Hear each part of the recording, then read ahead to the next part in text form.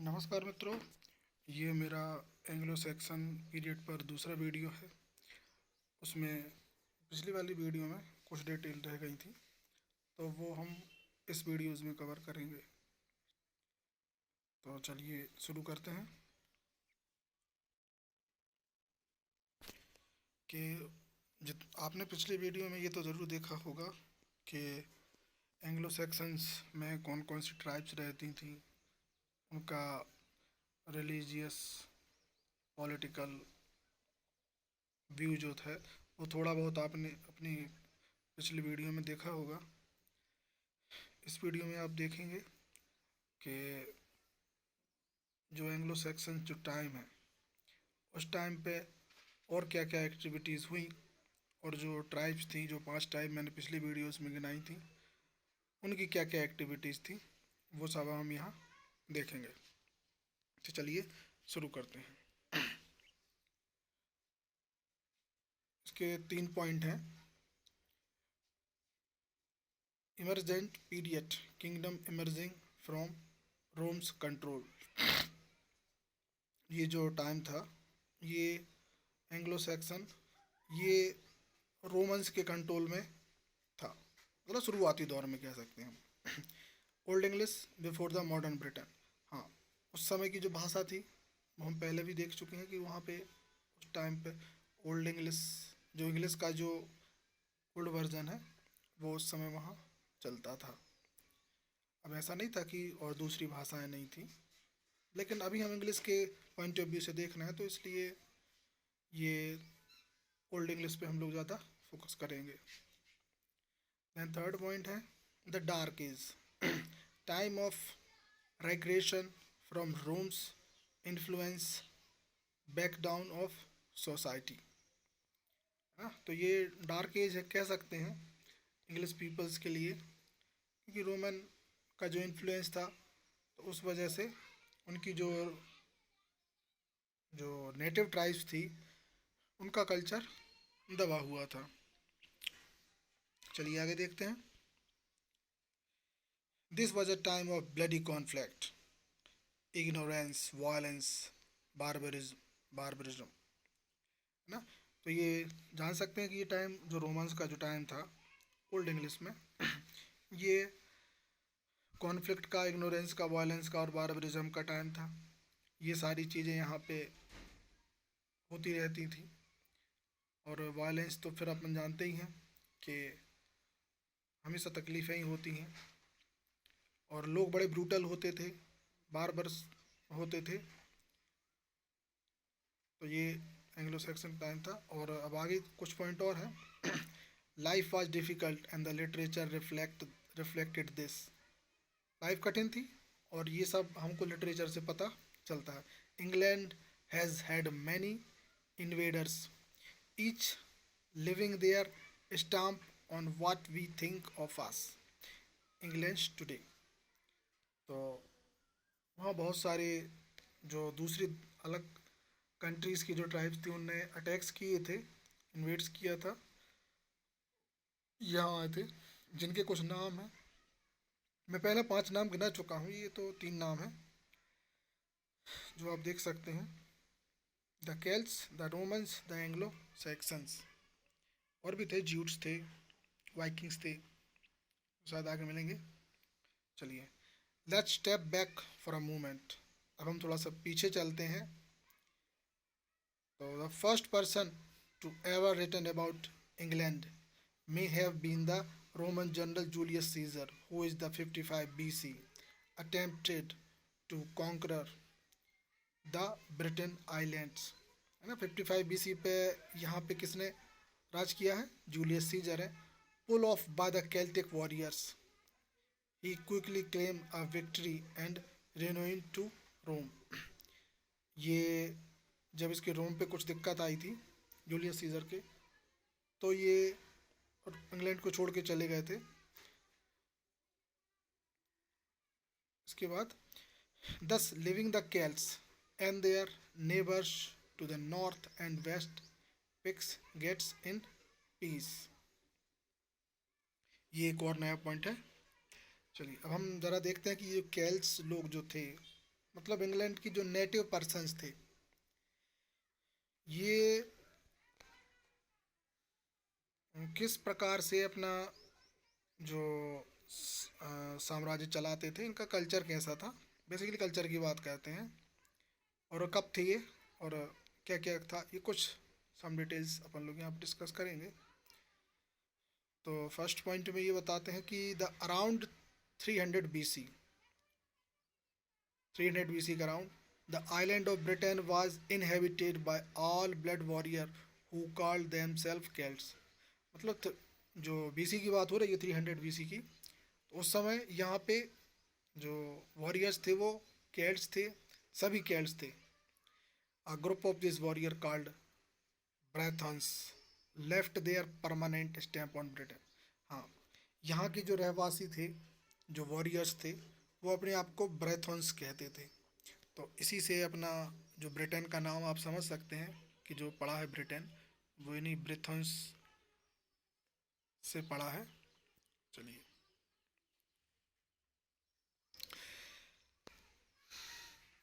Religion of केल्ट। अब हम देखते हैं कि केल्ट्स का जो रिलीजन था वो किस प्रकार से था। फर्स्ट है animism. The Celts saw spirit everywhere in the river, street, stones, ponds, fire, and the thunder. These spirits were all around and need to satisfy it constantly. जी हाँ, ये ब्रीफली बोल सकते हैं, ये नेचर में अपना अपना रिलीजियस, अपनी जो स्पिरिट को मानते थे, अपना गॉड को मानते थे, और अपनी इनकी स्पिरिट इनके नेचर में ही बसती थी। Priest called druids acted and intermediaries between the gods and peoples। तो जो प्रीस्ट वगैरह होते थे वो गॉड और इंसान के बीच के जो कम्युनिकेशन का वे कहलाते, मानते थे अपने आप को, और लोग भी मानते थे। The ritualism dance, human sacrifices and religious rites having to do with the lunar and solar cycles were performed। तो और वहाँ का जो जो रिचुअल वगैरह, जो डांस वगैरह होते थे, और वहाँ का जो रिलीजन था वो लूनर और सोलर सिस्टम से भी कनेक्ट था। इन चीज़ों को वो अपने एक्टिविटीज़ में, अपने नियम कानूनों में शामिल करते थे। अब बात करते हैं हम थोड़ा सा केल्टिक स्टोरीज़ की। तो ये है their legends focus on and are full of strong women, very different from Anglo-Saxon legend, and the focus on strong man and woman faded into background। सीधे शब्दों में कह सकते हैं कि वुमेन्स की एग्जिस्टेंस को वैल्यू दी जाती थी। Celtic story leaps into sunlight after battle, no matter how much blood was spilled, then full of fantastic animal, passionate love affairs, and fabulous adventures। तो देख सकते हैं हम कि इनमें लव अफेयर भी चलता था, एनिमल्स के प्रति काफ़ी लगाव था, और एडवेंचरस के तो ये शौकीन हुआ ही करते थे। अब केल्टिक्स के पे जो रूल किया जिनने, वो थे रोमन्स। तो यहाँ पे हम थोड़ा सा रोमन्स की डिटेल भी जानेंगे। The Romans the great administrator. जी हाँ, पॉइंट से ही समझ में आ रहा है कि जो रोमन्स थे वो बहुत ग्रेट एडमिनिस्ट्रेटर्स थे, जैसा कि हम जानते हैं।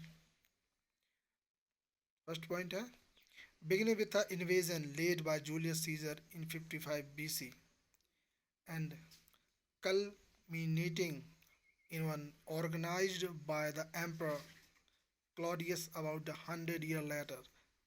The Britons, the Celts, were finally conquered by the Legion of Rome।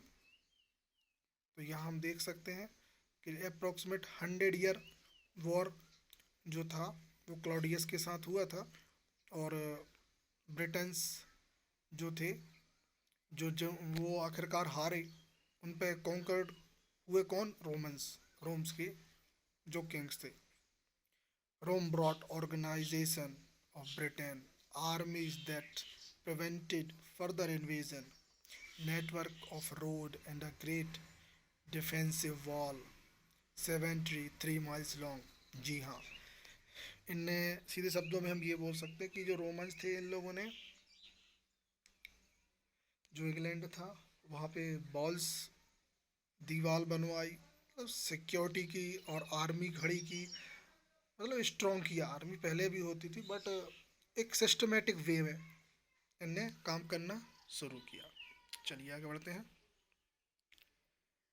Remains of Hadrian wall, हाँ ये जो रोमन्स के द्वारा बनाई हुई जो हेड्रियन वॉल्स थी, ये उसके कुछ रिमेनिंग पार्ट्स बचे हुए हैं जो आप देख सकते हैं। रिलीजन ऑफ रोमन्स, अब रोमन्स का रिलीजन कौन सा था वो हम यहाँ देखेंगे। Roman brought Christianity and soon old Celtic religion began to vanish. जी हाँ, रोम लोग क्रिश्चियन थे, उनने वो क्रिश्चियनिटी लाए और जो कैल्टिक रिलीजन था वो वेनिस हो गया, वेनिस होना शुरू हो गया। Christianity become a unified force, और जो क्रिश्चियनिटी वो मेन बनने लगी, बट रोम पुल्ड आउट। और हम आगे देखते हैं कि जो रोमन्स यहाँ से निकल निकल जाते हैं तो देखते क्या होता है। The Romans were having trouble in Rome. जी हाँ, रोम में कुछ प्रॉब्लम आ गई थी। By 409 AD they had evacuated their troops from Britain, leaving road, walls, villas, public baths, but no central government. हाँ, उनने ब्रिटेन को पूरा छोड़ दिया लेकिन उसकी सेंट्रल गवर्नमेंट को नहीं छोड़ा। Without Roman control Britain was country of separated clans. जी हाँ, ये बड़ा महत्वपूर्ण पॉइंट है। जैसे ही रोमन्स लोग यहाँ थे वो इस ब्रिटेन को यूनाइट करके रखे हुए थे, लेकिन जैसे ही वो लोग यहाँ से गए तो हम क्या देखते हैं कि जो ब्रिटेन था वो जो वहाँ की जो ट्राइब्स थी, वहाँ के जो नेटिव पर्सन थे वो सेपरेट होने लगे, क्लेंस में बट गए, छोटे छोटे राज्यों में बंटने लगे। Separation lead to weakness, weakness lead to vulnerability to other conquering nation. जी हाँ, सेपरेशन कमजोरी को पैदा करता है और कमजोरी वल्नरेबिलिटी को, जिससे कि दूसरे लोग हम पे राज कर सकते हैं। अब हम बात करते हैं रोमन्स के बाद कौन आते हैं इंग्लैंड में। तो रोमन्स के बाद एंग्लो सैक्सन्स आते हैं। The Anglo Saxons sweep ashore. First point है, in the middle of the 15th century 450 AD the attack come from north, from the Angles and Saxons from Germany, Jutes from Denmark। जी हाँ, अब Romans चले जाते हैं और उसके बाद हमला होता है एंगल्स और सैक्सन का ब्रिटेन पर। ये जो एंगल और सैक्सन थे ये जर्मनी से थे और जूट्स जो थे वो डेनमार्क से थे। आपको एक चीज़ बीच में बता दूं मैं कि ये जो जर्मनी यहाँ पे बोला गया है ये आज का जर्मनी नहीं है, ये पुराना जर्मनी है जो आज के जर्मनी से काफ़ी डिफरेंट था। तो हम इसको अभी का जर्मनी ना माने, और डेनमार्क के भी कुछ एरिया घट बढ़ चुके हैं तो डिफरेंस है। तो आगे देखते हैं। The Anglo Saxon language become the dominant language in this land, दस अ न्यू नेम एंगलैंड और इंग्लैंड। एंगल सैक्सन यहाँ आए, उनने लैंग्वेज पे डोमिनेट किया, और इंग्लैंड जहाँ पे ये जो मतलब ये लोग जो एंगल्स थे ये आके रहे, तो इन लोगों ने इस एरिया को बोला एंगल लैंड, जिसको हम आज लोग इंग्लैंड बोलते हैं। The Celts did put up a brave fight but finally retreat into Cornwall and was in the far west of the continuous colony in the north। ये जो केल्ट्स थे ये लड़े लेकिन नहीं जीत पाते थे, इसलिए इनको वेस्ट में ढकेल दिया गया।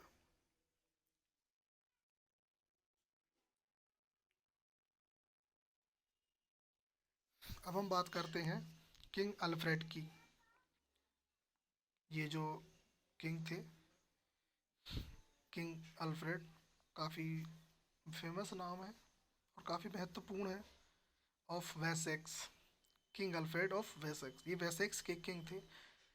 At the first At first, the dominance of the Anglo-Saxons was no more politically unified than Celtic Britain had been.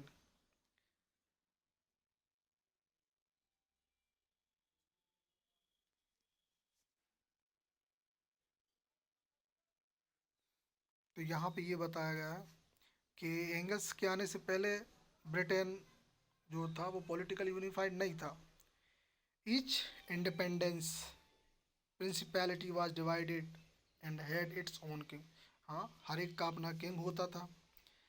It was until Alfred of Wessex or Alfred the Great led the Anglo-Saxon against the invading Vikings from Norway and Denmark that England became any true sense a nation.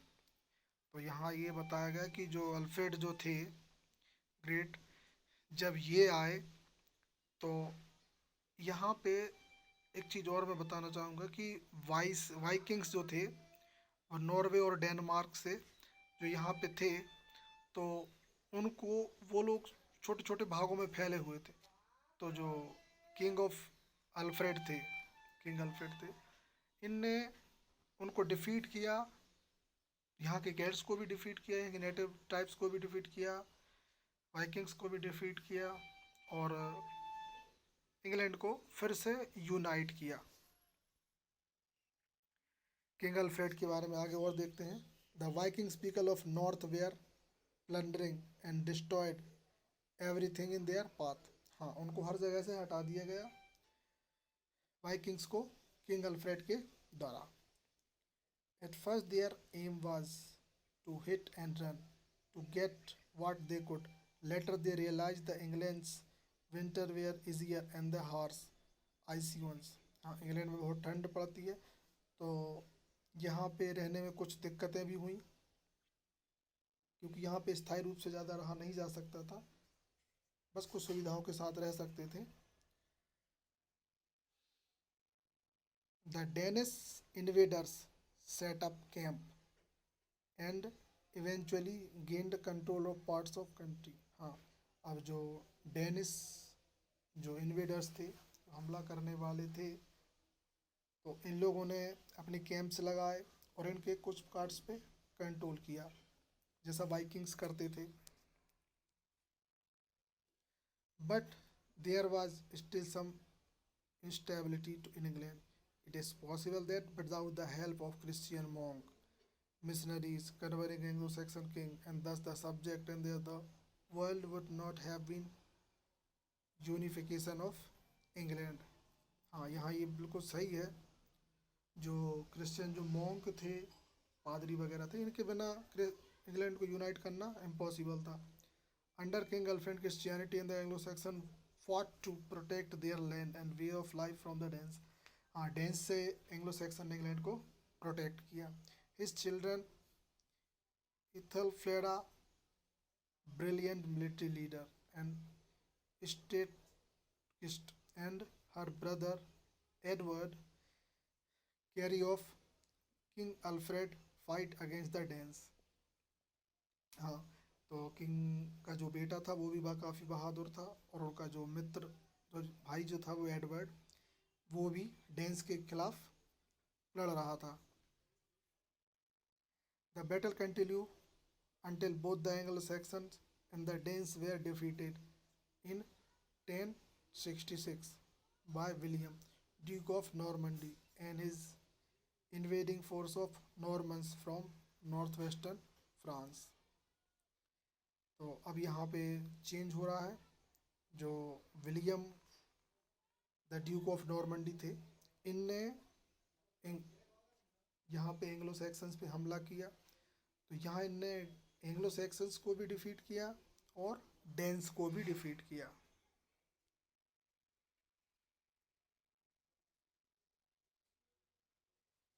तो अब हम आ जाते हैं Normans पे।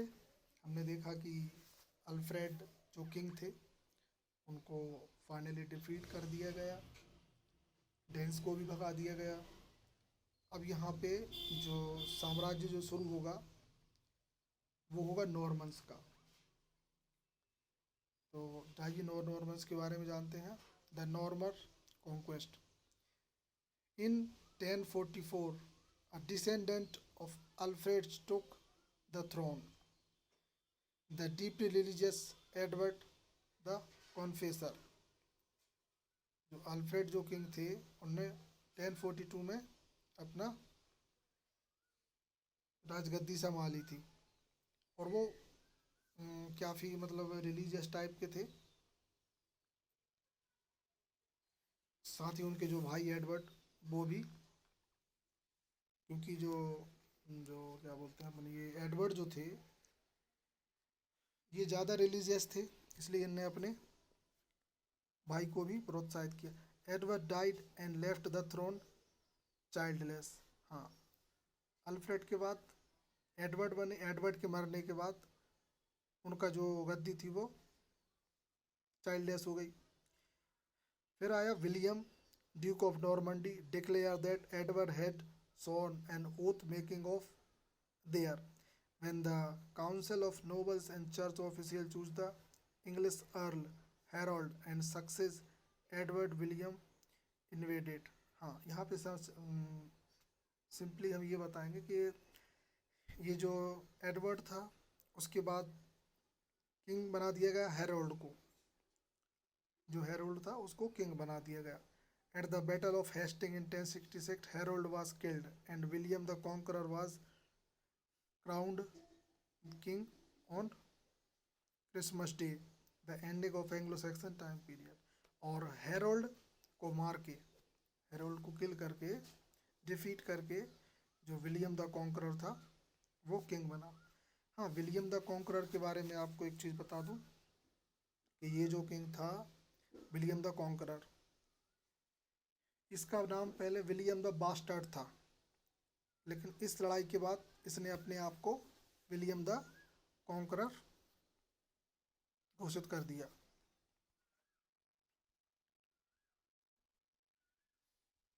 अब हम थोड़ा सा पीछे चलते हैं, उनका जो एंग्लो सैक्सन का जो लाइफ था उस पर भी देख लें। मैंने थोड़ा सा जो पीपीटी है वो आगे पीछे कर दी हैं, लेकिन ये एक सीरीज़ बना दिया है कि पॉलिटिकल अलग अलग और कल्चरल चीज़ें अलग, इस हिसाब से। तो अब एंग्लो सैक्सन्स की फिर से थोड़ी सी बात होगी। तो फर्स्ट है, warfare was the order of the day. People were fiercely loyal to their individual clans and leader। जी हाँ, हम यह जानते हैं कि जो जो एंग्लो सैक्सन थे वो अपने लीडर्स के लिए काफ़ी ऑनेस्ट होते थे, लॉयल होते थे। Fame and success were gained only through loyalty to the leader. हाँ, ठीक है, ये लॉयल्टी के बारे में ही है। They tended to live close their animal and single family wooden building the surrounding warm lit communal hall और mead hall. In the dark death shadow world, the Anglo-Saxon then word gave the element of hope and possibility. The heroic deed would be remembered in the society song and oral poem। हाँ, ऐसा कि हमें पता है कि Anglo Saxon के time पे जो पोएम्स वगैरह थी वो ओरली चलती थी, और कुछ इनको गाने वाले भी होते थे। ज़्यादातर ये हीरोइक पोएम चलती थी। अब एंग्लो सैक्सन का जो रिलीजन कौन सा था इसको ज़रा देख लें। तो Anglo Saxon religion was very dark, honouring warrior God. हाँ, इनके जो गॉड होते थे वो वॉरियर्स गॉड ही होते थे, ऐसे नॉर्मल गॉड नहीं होते थे। वुडन, वुडन जो गॉड थे वो थे the god of death, poetry and magic. कि जो गॉड थे वो थे वुडन। फिर थे Thunor, the god of thunder and lightning, जिनको हम थॉर बोल सकते हैं। Religious focus on the fact that life was hard and the way of remember death was to fight glorious in battle। हाँ, बैटल में मरना मरना बड़ा ही शौर्यपूर्ण माना जाता था। Religion focus on strong believe in wyrd और fate, they save the administration to heroic warrior whose fate it was prevail in battle. On the whole, religion was more conquered with the ethics than mysticism. Focus on the earthly virtue and bravery, loyalty, generosity, and friendship. तो उस समय पे ये सारी चीज़ें एक warrior में होती थी। लॉयल होता था, ब्रेव होता था, जेनरोसिटी होती थी। इन पे फोकस करवाया जाता था कि इंसान को ऐसा होना चाहिए, और ये उनका धर्म ऐसा बोलता था।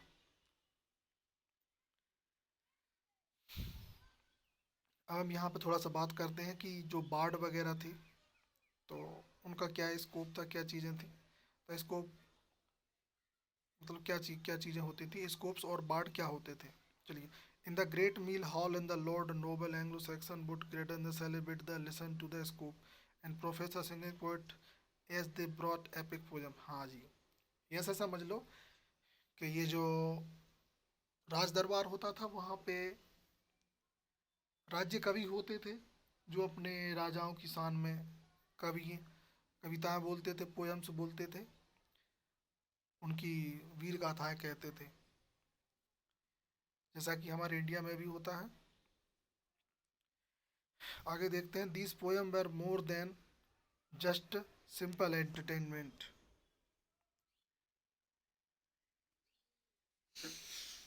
दे वर history, lesson, moral, sermons and Pepys talk all rolled into one।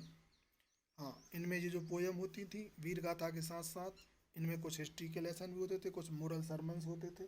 Sermons मतलब वो होता है कि जो उपदेश, and pep talk of role into the one, और ऐसे कुछ मतलब जो कवियों के जो टॉक हो, बातचीत होती है कविताओं में, वो with no hope and after life only an epic poem would provide the measure of immortality। ये भी माना जाता था कि मरने के बाद लाइफ का क्या पता, ऐसे सोच थी। This poem were strictly oral art form. हाँ, ये सबसे स्ट्रॉन्ग पॉइंट है कि ये पूरा लिटरेचर ओरल होता था, इसलिए हमें आज भी उसके प्रूफ्स नहीं मिलते हैं। अब देखते हैं कि इस जो क्रिश्चियनिटी जो थी वो किस तरीके से बढ़ी इस टाइम पे। Spread of Christianity in 597, Roman missionary named Augustine arrived the kingdom of Kent, where he established a monastery of Canterbury। हाँ, ये बहुत याद रखने वाला पॉइंट है कि जो सेंट ऑगस्टाइन आए थे 597 में, जिनने कैंटरबरी में अपनी मोनास्ट्री, अपना जो धार्मिक स्थल था वो बनाया। From there Christianity spread all of the England at least nominally Christian, some still have the pagan belief. हाँ, तो काफ़ी लोग इस क्रिश्चियनिटी को मानते थे, लेकिन कुछ लोग थे जो पेगन बिलीफ पे भी करते थे कि वो एक अलग टाइप के गॉड्स होते हैं, जो वॉरियर टाइप के गॉड होते हैं,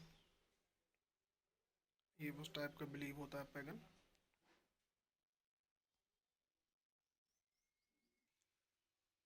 अब हम बात करते हैं कि उस समय पे जो क्रिश्चियन रिलीजन था, तो उसकी जो मोनेस्ट्रीज थी उनके बारे में थोड़ा सा जानते हैं। The monastery serve a centre of learning, they are responsible for preserving the early Greek and Latin works, but also local works and epic poem like Beowulf. In the scriptorium and writing room, monks spent their day hand copy text, putting, printing in still 800 year away. Latin remained the serious language of learning until the King Alfred. He institution of Anglo-Saxons chronicles a lengthy running history of England. Because of these efforts, England gains respect as language and culture। तो यहाँ हम तो यहाँ हम ये समझेंगे कि ये जो क्रिश्चियंस जो लोग जो थे ये कुछ रिकॉर्ड भी रखते थे, कुछ चीज़ें रखते थे, जिससे हमें ये पता चलता था कि किस तरीके से क्या क्या हुआ है। वो जो चर्च वगैरह होते थे उनमें लिखने वाले होते थे जो ये लिखते थे कि किसने क्या किया, क्या क्या एक्टिविटीज़ हैं, कुछ भविष्यवाणियाँ भी लिखते थे और बहुत कुछ। तो इस तरह से हमने आज की जो वीडियो है इसमें एंग्लो सैक्सन्स पीरियड जो था, जो 455 से 1066 तक होता है, उसके बारे में काफ़ी डिटेल से जाना, बहुत सारी डिटेल्स जानी। तो इसी के साथ हम ये वीडियो ख़त्म करते हैं। और अधिक यदि आप इसके बारे में और जानना चाहते हैं तो आप हमें कमेंट करें, हम इसके आगे और भी वीडियो बना सकते हैं। बहुत कुछ है एंग्लो सैक्सन पे और भी जानने के लिए साथ ही एग्ज़ाम पॉइंट ऑफ व्यू से भी। चलिए, तो वीडियो को यहीं समाप्त करते हैं। Thank you very much, have a good day, जय हिंद।